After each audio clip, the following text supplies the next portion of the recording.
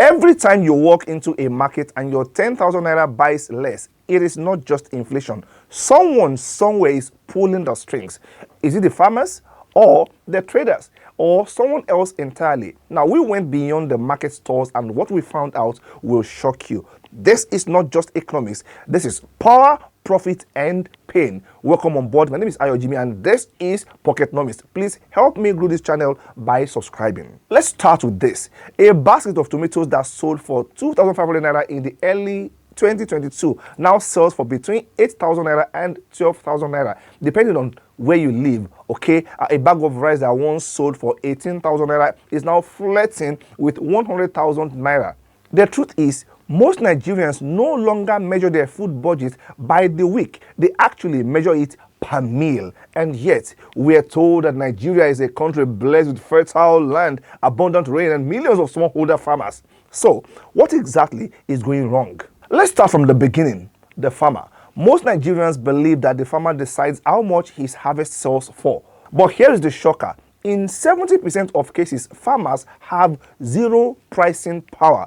They are price takers, not price makers. According to a study 2 years ago, over 85% of farmers sell their produce immediately after harvest because they have no storage, they need quick cash, they fear spoilage due to lack of preservation, and this means they are forced to sell at ridiculously low prices to the nearest trader or middleman who shows up. So, while you are buying that pepper at 300 naira per wrap, the farmer probably sold the whole bag at 4,000 naira to a middleman who repackaged and resold it at a 400% markup. That is wicked, right? Now, the farmer is not winning. The consumer is not winning. So, who is winning? Enter the middleman, the unsung rulers of Nigeria's food economy. Now, don't get me wrong, okay? Middlemen serve a purpose. They link rural supply to urban demand. They take risks. They incur transport costs. But in Nigeria, the middleman chain is broken and bloated. Here is what actually happens. Let's say a yam is harvested in Benue. It might pass through 5 different hands before reaching Lagos. 1, local collector. 2, village bulk buyer. 3, regional aggregator, and 4, interstate transporter, then 5, urban market distributor. Each person adds its margin, often without adding any real value. This is why something harvested at 100 naira at the farm gate becomes 700 naira at mile 12. And in some markets, these middlemen work like cartels. They hoard supply to inflate prices. They control who buys what and at what rate. And if you try to bypass them, then you are locked out. They don't even just move the food. In many regions, they set the price. But maybe the middlemen aren't entirely to blame. There is another silent killer, the transport and the logistics people. Did you know that Nigeria loses over 45% of its farm produce before it ever gets to the market? That is almost half of our food gone, just like that. No cold chain, no preservation, no tech, poor roads, fuel costs, kidnapping risks, delays. A farmer in just can't even guarantee that his tomatoes will survive the 12-hour trip to Lagos. So, even if he wanted to sell at a fair price, he simply can't take the risk. He hands them over to a transporter or distributor who bears the cost, takes the risk, and therefore sets the price when it lands in the city. And this is where the cost multiplies. Transport costs alone, especially since fuel subsidy removal, have tripled in the past 12 months. And this alone can add 500 naira to 1,500 naira per bag of produce, depending on the route. So, while food is grown cheaply, it moves expensively, if you understand what I'm talking about. Now, let's talk about the markets themselves. Lagos, Abuja, Port Harcourt, Onitsha. In these urban markets, price setting is more of an auction than actually an economy. Market women often tell you, that is the price I bought it. But the question is, who sold it to them at that particular price? Okay, a lot of pricing is driven by speculation. If there is news somewhere of flooding in the north, prices go up, even if the supply hasn't been affected yet. Yeah.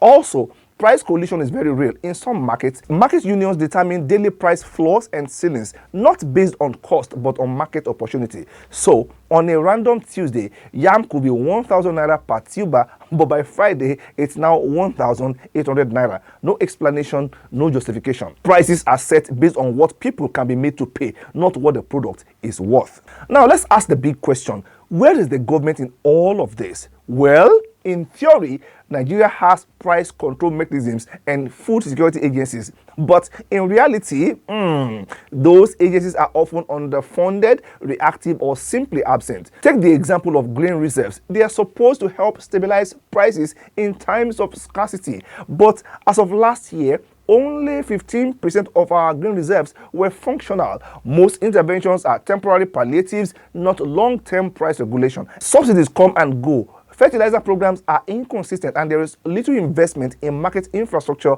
or transparent pricing systems. The result? The price of food is dictated by chaos, not policy. Another factor: currency devaluation. Nigeria imports a lot of food, either directly or indirectly, through things like processed rice, cooking oil, wheat for bread, fish, and poultry feed. Now, when the naira falls, and it has fallen hard in recent times, the cost of these imports always skyrockets, okay? This then spills over into locally sourced foods as well, because everyone adjusts their price upward, okay? Now, even foods grown locally are priced as if they are imported. Why? Because the expectation of higher prices becomes the market norm. And so the prices go up and up and up. Now, here is something that shocked even me. We don't actually know who controls most of Nigeria's food supply chains. There is no central database of food supply movements. We don't know how much food moves daily between regions. We don't have real-time price tracking, and we don't have a regulatory body actively monitoring profiteering. This lack of data creates a black hole, one where shadow players can manipulate supply, inflate demand, and set whatever price that they want. In many ways, food pricing in Nigeria is like an underground stock market, but without the transparency. So who sets food prices in Nigeria? Well, the painful answer is everyone and no one. It's always a fragmented system filled with desperation, inefficiencies, manipulation, and of course, speculation. But here is the thing, okay? It doesn't really have to be this way. Some countries have taken bold steps to fix this. Kenya created a national digital food pricing platform, and it is updated daily.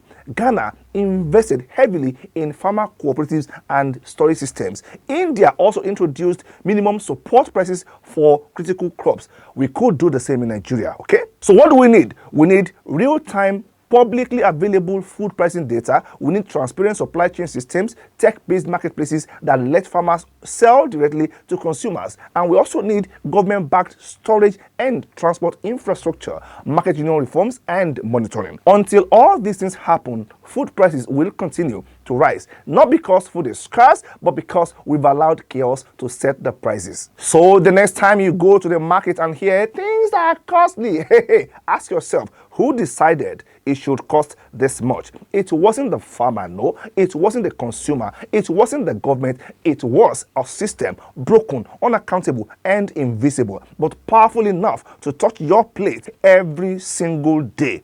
And now that you know this, what will you do with it? If you found this video eye-opening, don't just watch, share it. Let's educate more people about how the economy really works. And if you haven't already, subscribe to Pocketnomics, where we'll teach you not just how to save money, but how to understand the forces that steal it from your wallet every single day. Thank you for watching.